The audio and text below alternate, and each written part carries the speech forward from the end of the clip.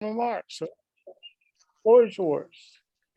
Yes, thank you. My name is Stanley Brandon. I'm running for re-election for Board of Supervisors in Election District 6. I have many concerns of moving the county forward as I have worked diligently to help lay the groundwork for a better tomorrow. One being broadband, being committee chair. I have worked alongside with staff in the county to try to bring plans about so that all of our citizens in Halifax County will be better provided with adequate broadband. Second, another one of my concerns is at VIR, and I would like to continue those efforts to be able to address the need for adequate water supply. Third, I have concerns with the success of IDA. IDA sitting with in my district, 80% of industry or better is actually in election district 6 as well in our industrial park. Another thing I would, like to touch on this evening is, I want to talk about steps for a better future and threats, of progress. And, where do we see ourselves over the next 5 to 10 years? Again, one of the main focuses, one of the main keys that I think we all at work, at home, at play, visitors here, we have to be able to provide adequate broadband. It is at the forefront. We've put our best foot forward, and without new jobs, even though we have broadband, without new jobs and new job opportunity, that certainly poses a threat to the growth that we're trying to provide, because as everyone knows, growth, you have to be able to spend the money in order to make the money. You have to be able to invest to get a dividend, to be able to get good results. But I'm quite confident we're going to be better in the future, because we've done some very good groundwork and put a very good structure in place. This county is really adamant about moving forward, and I've been in the midst and among it, and I'll just look forward to it. I'm very focused, and I understand what's at stake, what we're facing. One of the things I think concern a lot of people is our strategic plan that we pursued back in 2019.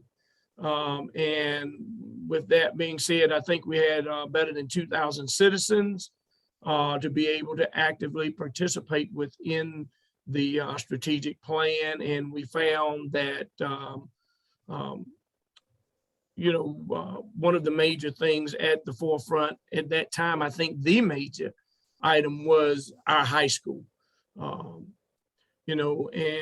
one of the most important initiatives within the plan is that I think that we could do is to be able to provide a better educational system, teachers compensation, and a modern facility for our students.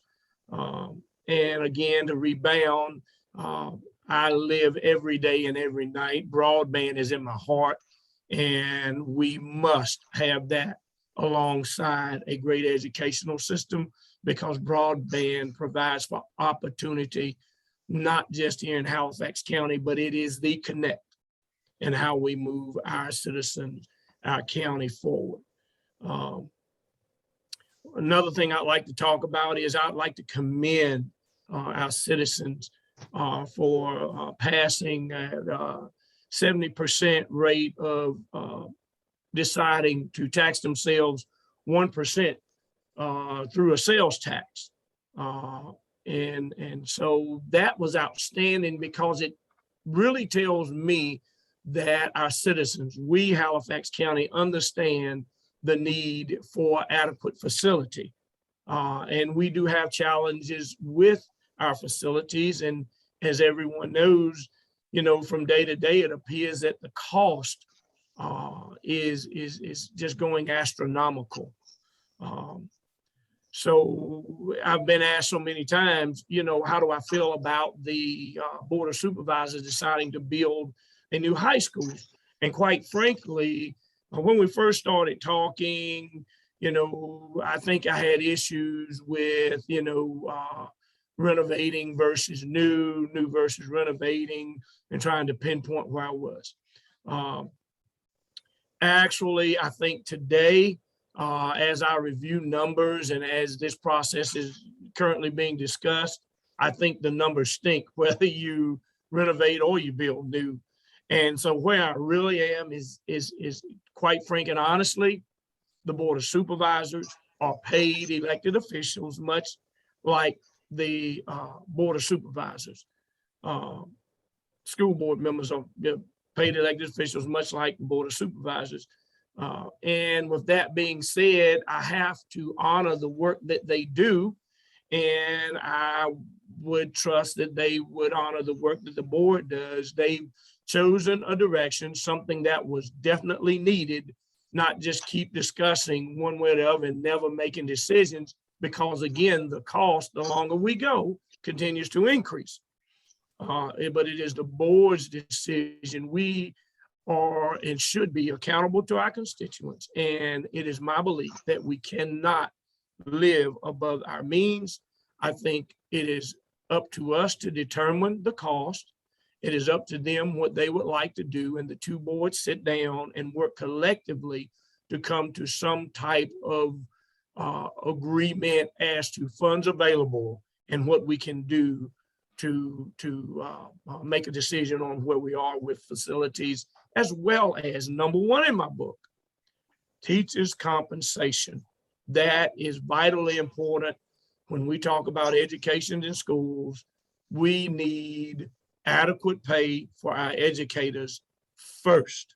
We have to do that to have certified teachers then in a modern school facility for our students. That's where I stand with the schools.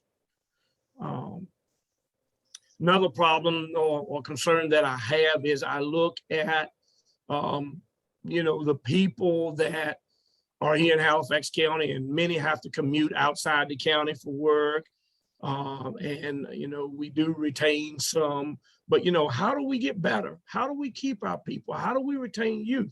We need more quality jobs with better pay for a better quality of life. We have to, sounds redundant, we have to, for our people, be able to provide for broadband. As COVID has hit us all, we all see that there are so many jobs where people are working from home. But in our county, people don't have the option because we don't have adequate broadband for all. But we have to provide a better infrastructure, and we have to provide that better infrastructure with input and help from our youth involvement, because they are truly our future. I won't take up all night. I know I'm going on and on, but I am passionate about the issues here in Halifax.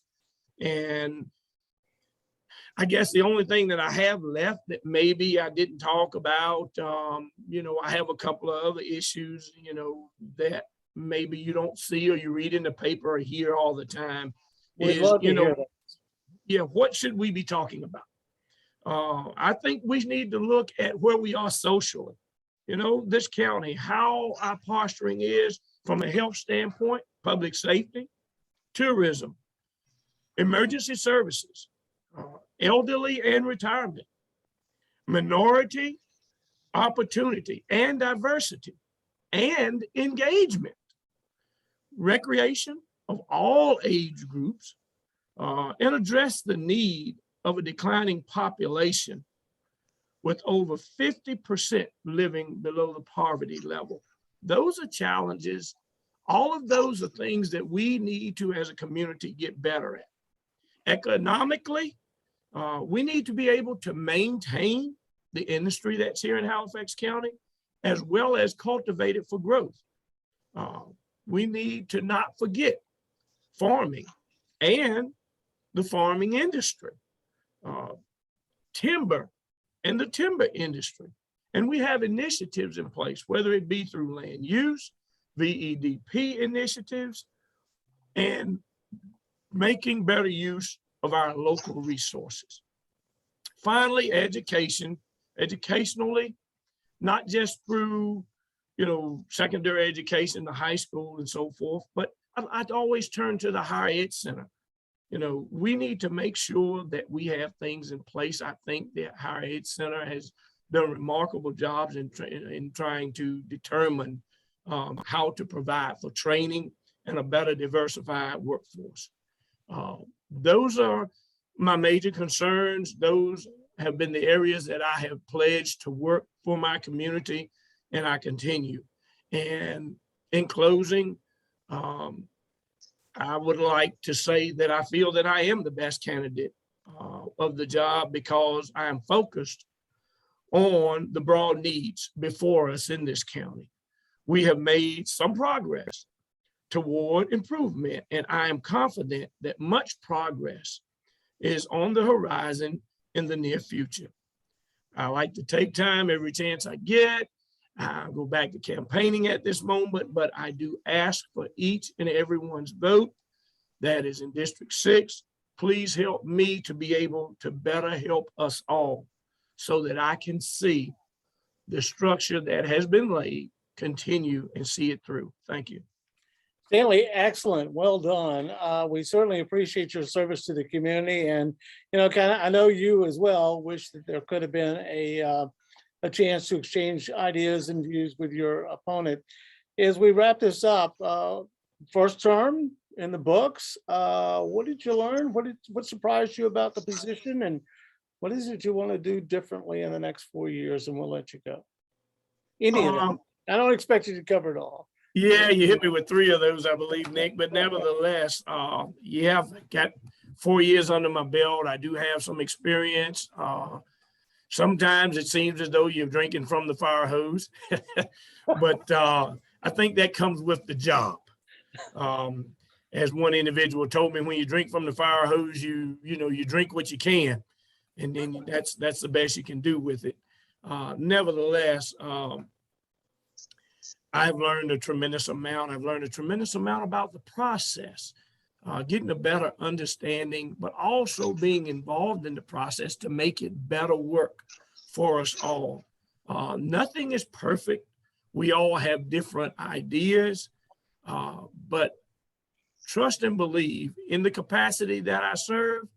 It is vitally important that we be able to accept change. We have to change. We have to be adamant about our youth involvement, minority opportunities, diversification, and their involvement to be able to bring our whole community forward as a whole. One of the main things that trouble me in our county is that better than 50% are below the poverty level. That is something that we must live with. That is something that we have to be able to deal with and be able to make it better for everyone, not just a few, but we have to look at the full scope. And it's challenging, but I'm willing. And we have to look at the full scope, and we have to listen to those ideas and find a common ground. That's what community is all about. And when we're best represented, we're going to be our best. Stanley Brennan, candidate for election District 6 Board of Supervisors, a current member of the Halifax County Board of Supervisors. He is campaigning against Mitzi Thompson, who could not be with us tonight. Stanley, as always, we appreciate your thoughts, and well done. Good luck to you.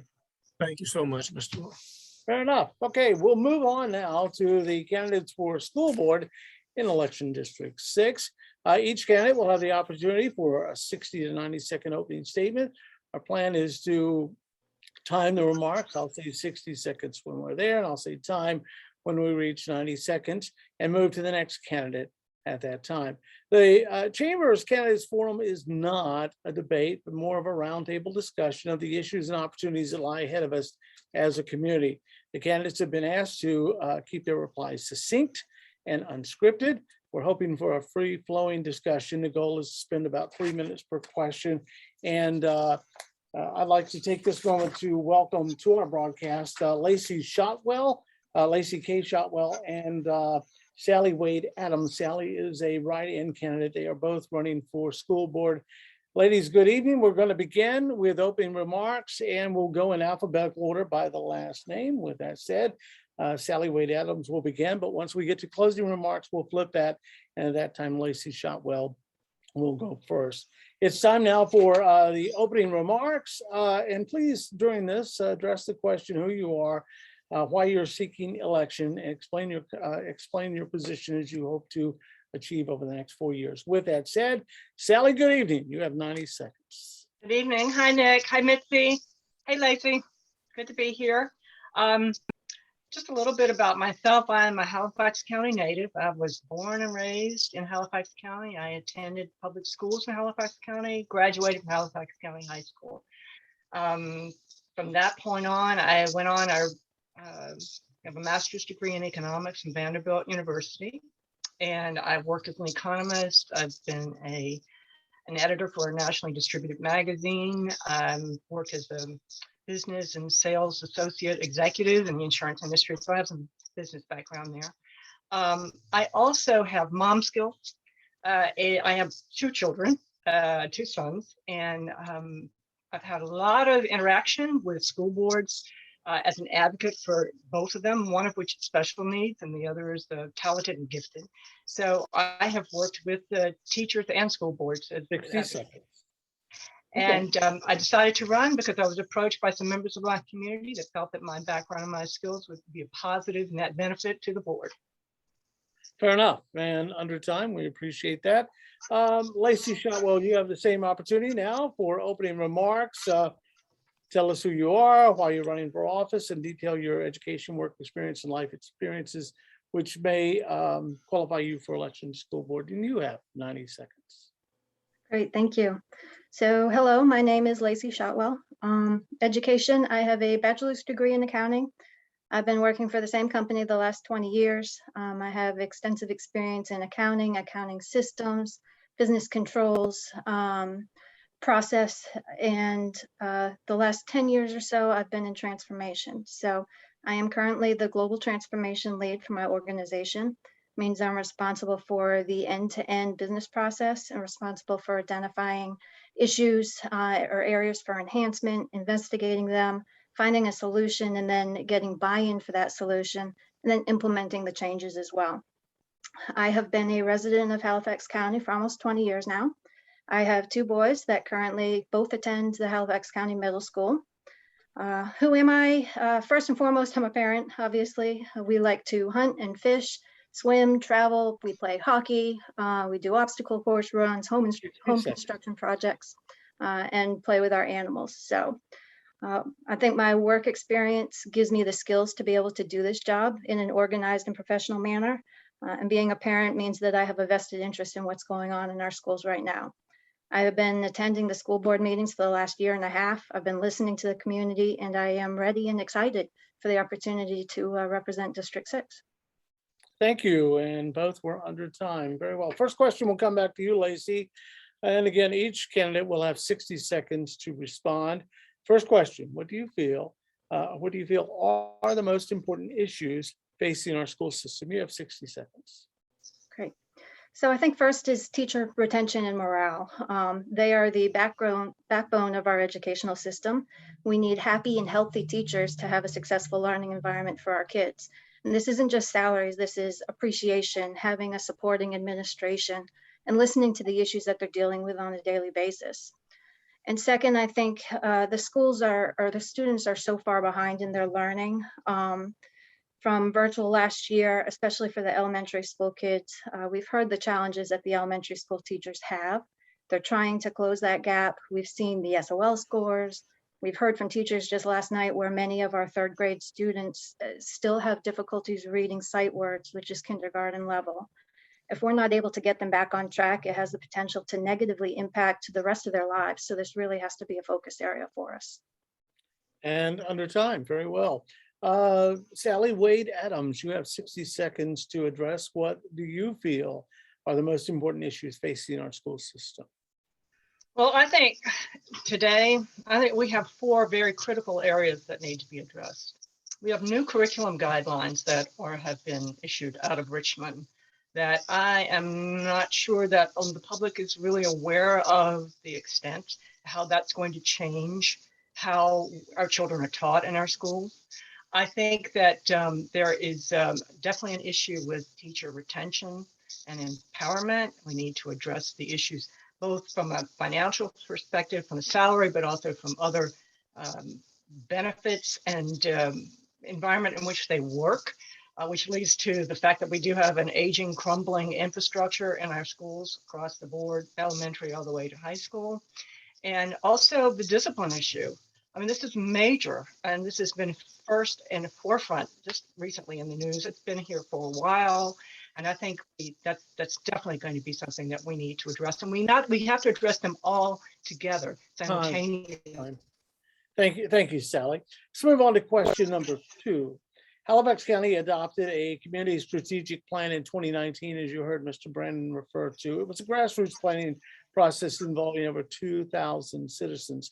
The number one priority in the plan is a modern high school facility. And looking back through the Candid Forum notes, we've been asking the same question for the last decade or so. So let's try it one more time, okay? How do you feel about the decision of this current school board to build a new high school? And Sally, you have 60 seconds to reply.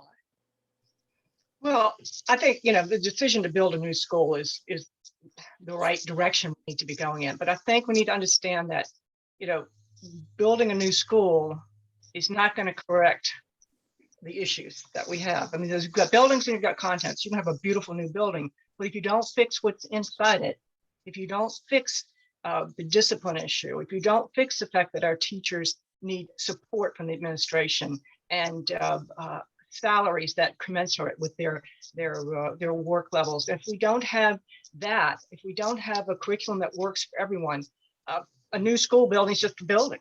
We've got to work on all of those all together simultaneously, and we need to get the parents involved. Thank you. And under time, let me bring back Lacey Keith Shotwell. Lacey, you have 60 seconds to share with us your thoughts on the new high school decision that was made by the school board. You have 60 seconds. Yeah, the new high school is definitely a contentious area in the county still.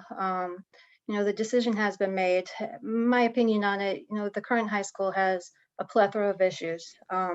They have mold issues, they have soil conditions, we have safety concerns with the layout of the school, all of the enclosed staircases, the number of entrances that are into the school that we just can't control effectively. And considering also that basically, we would have to gut and rebuild it. We would still be limited to the existing layout of the school, still incurring expenses and causing disruption for relocating the students while they're doing it. So, and considering the cost as well, the cost to renovate is almost the same as what it costs to start new. So I definitely think they made the right decision. I think the vote itself could have been handled a little bit better. And we definitely still have a lot of work to do on the cost and the detailed plans for that. We're at time. Thank you very much. Let me see. Question number 2 is a follow-up, but I think you both have addressed this in your opening remarks. Well, what is your position on teacher compensation and future plans for improvements of school facilities? And Lacey, you will have the first opportunity, 60 seconds. Thank you. So teachers in Halifax County have been underpaid for years. We know this. I definitely support implementing the pay scale increases, and I supported implementing it in January as well.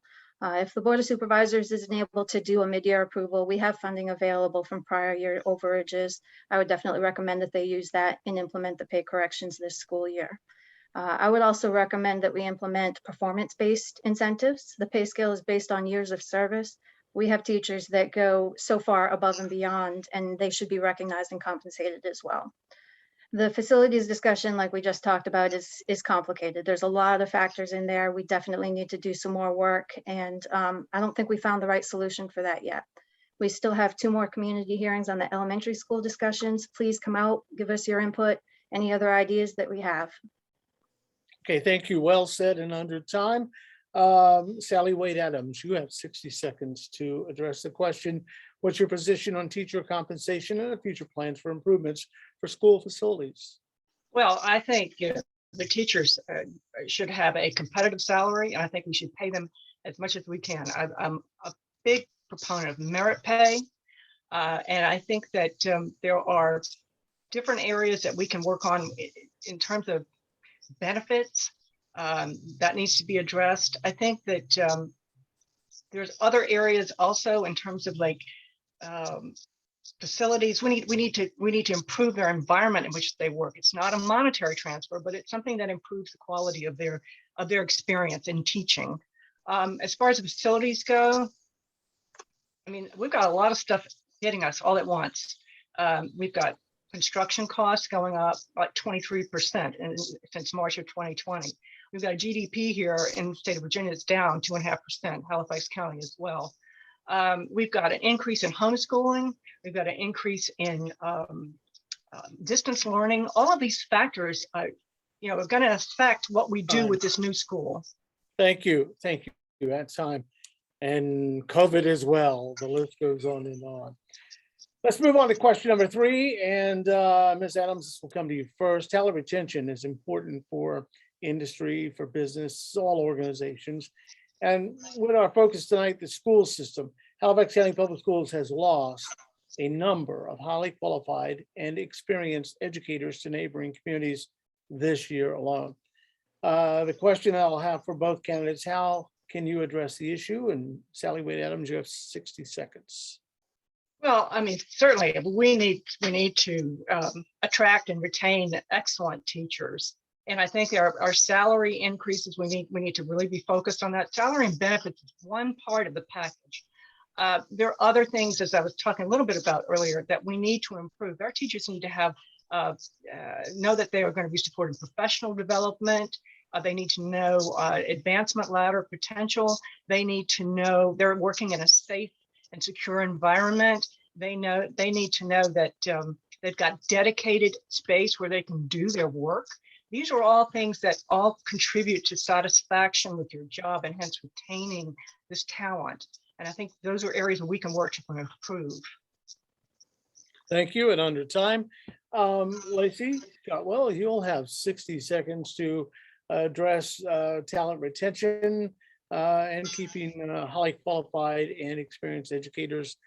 60 seconds. Yeah, so fixing the salary is a start, but we all know teachers don't teach for the money. They do it because they love to teach. I've been talking with a lot of the teachers that have left Halifax County over the recent months. We lost something like 53 teachers this year. So far, everyone that I've talked to, and I have more to talk to, but every one of them has said that they have left because of their school administration. They're overworked, they're not appreciated, they're not encouraged to pursue their career and make advancement. And if they speak up, there's repercussions. This is not acceptable and it's fixable. I would recommend ongoing discussions between the school board and the teachers and staff, open dialogue, what works well, what doesn't work well, and then take action to fix it. These are things that are fixable, but without having the teachers feeling appreciated, we're going to continue to lose them.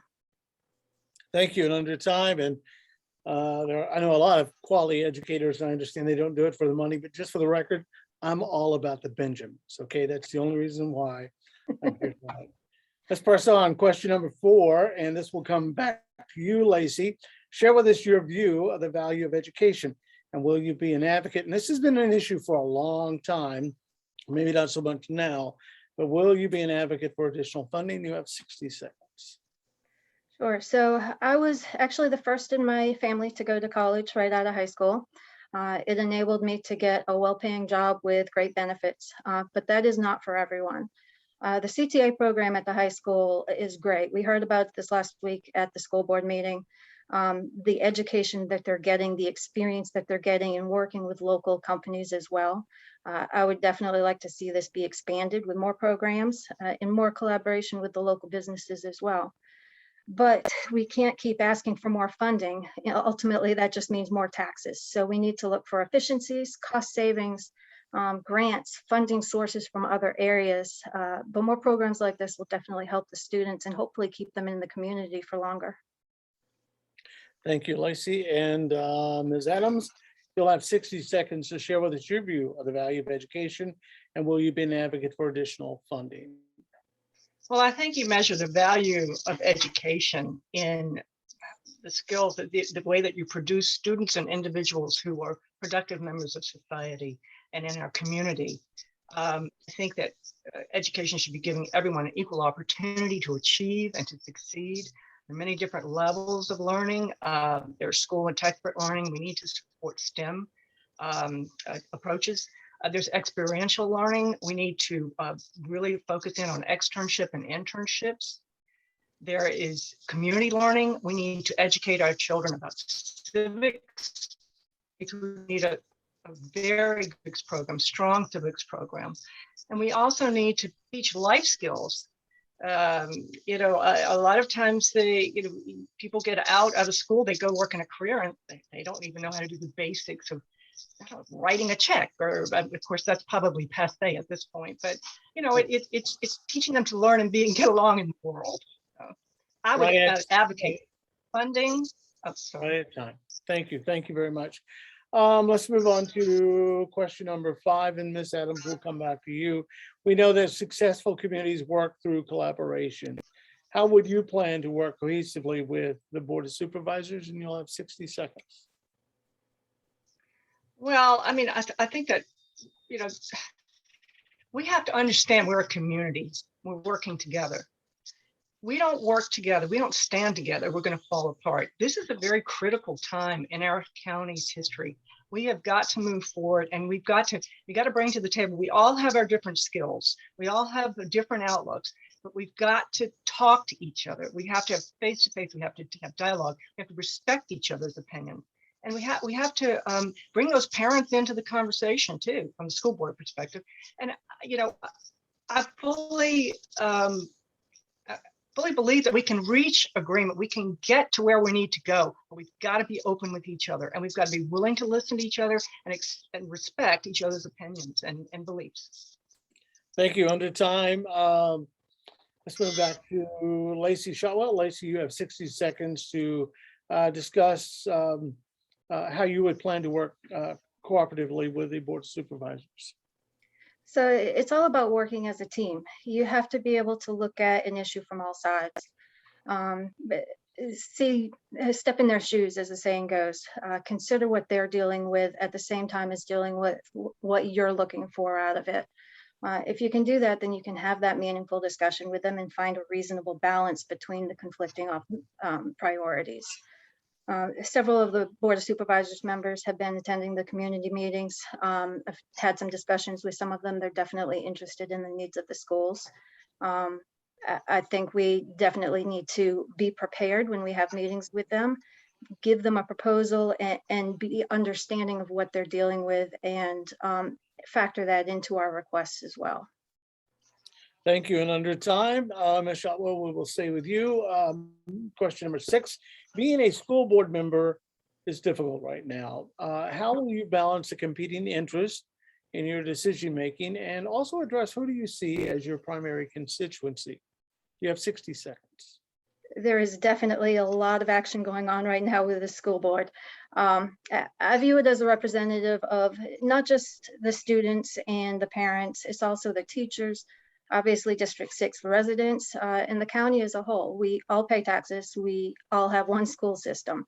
I think as a school board, we need to be informed on the topics. We need to come to the school board meetings prepared. We need to run them orderly, professionally, in a time-effective manner. It's difficult watching some of the meetings sometimes. And then I think we need to listen and act on what we hear from the community. We've had a lot of students come up and speak. We've had a lot of community members come up and speak with concerns that they have, but we don't see that being formally addressed by the board. Maybe they're discussing it and we just don't know, but having that transparency and visibility will really help. Some of the things that came up is the high school representative asked about the high school hallways being Time. crowded. Time. Thank you. Let me move on to Ms. Shotwell. Being a school board member, excuse me, to Ms. Adams, being a school board member is difficult right now. Sally, how would you balance the competing interest in your decision-making, and who do you see as a primary constituency? You have 60 seconds. Well, I like to start this with saying what we've seen happening in our neighbors to the north in Loudoun County is an example of what not to do. We need to put our parents front and center. We need to listen to our parents. My constituents, we're District 6 are my voters, so the constituents, but we're all interdependent with the other districts. But at the heart of the matter, we are local, and the local needs need to take precedence over state and federal. We need to make this education system work for us, for our community, and we can't do that in a vacuum. We've got to enlist the support of our parents and make sure they're educated and they know what we're doing. Thank you, and under time. Okay, we have zipped right through this, and we thank you both for being with us this evening. We're going to ask the final question before we go to closing remarks, and Ms. Adams will come back to you. What topic or what issue have we not raised that you wish that we would have? What do you see as an issue that needs the attention in the near future for our school system? And you will have 60 seconds.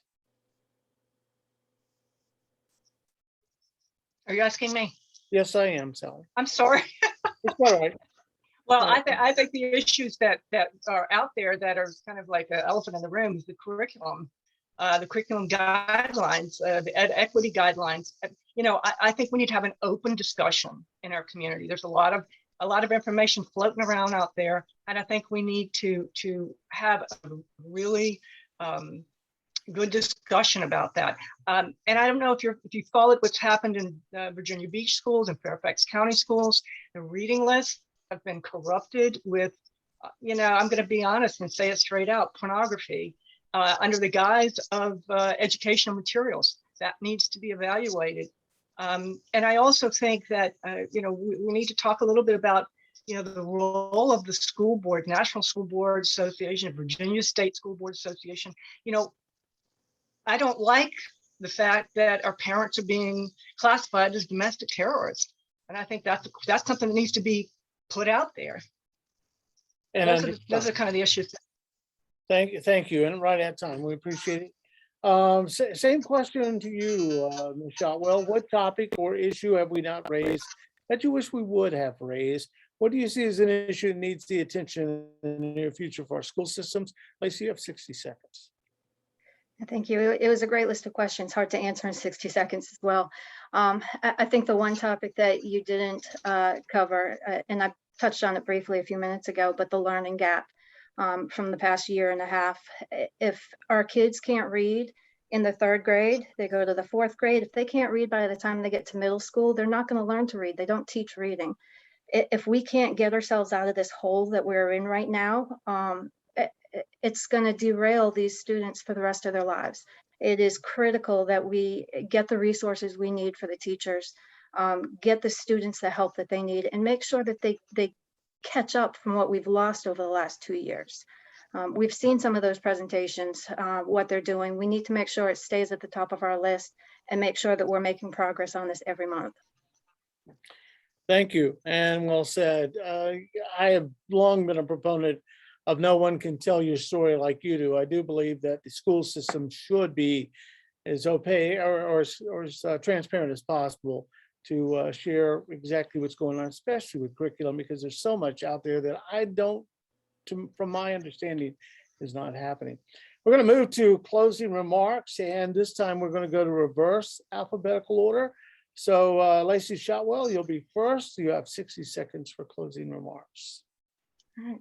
So my top priorities are, of course, teacher retention, compensation, appreciation. Earning the trust back in the school board from the teachers in the community, responding to issues that are brought to the board, focusing on the education of the students to address the learning gap, and balancing the needs for the schools in terms of the facilities. I'm sure there'll be more that comes up in the next few months. I've been attending the school board meetings. I've done my research. I've attended every community hearing so far for the elementary schools. I've been talking to teachers and getting their insights. I have a vested interest in the policies being implemented in our schools. Heard the issues, taken notes. I am ready to hit the ground running. So come out and vote, and I would love to be your next District 6 school board representative. Thank you, and well under time. Let's move back to Ms. Adams, Sally Wade Adams. You have 60 seconds for closing remarks. Well, one of the first things that I want to do for my district, I want to have regular town halls with the parents and the taxpayers. I want to be able to share with them the information, what goes on at the school board, but I also want to take their feedback back so that we've got a seamless transition. We've got communication between the board and the parent. The thing the initiative that would be very important for me is the curriculum review. It's very important. I'd like to analyze our, effective use of our local resources. I think that those two are very important. The other thing that really needs to be addressed is disciplinary protocols. We need to do an audit, and we need to see where we can improve, how we can improve, and really put that first and foremost, especially as we're thinking about building a new building. In the end, I really know how great Halifax County schools can be. And I want to be a part of the making it better and making it work for our community. I want to see our community grow. Time. Thank you very much. I tell you what, I am a resident of Election District 7, but Cluster Springs Elementary School is where my children graduated. I have a vested interest in Election District 6, and or they finished elementary school. And I think you guys are two wonderful candidates. We thank you both for being with us this evening. You've had a very thought-provoking discussion, and we do appreciate it. Mitzi, I'm gonna allow you to put the wraps on this.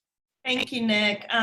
Thanks, Nick, for being with us and moderating this forum. And thank you to the candidates for your willingness to serve our community. Thank you to our citizens for being with us tonight, and exercise your right to vote on November 2nd. Thank you and good night.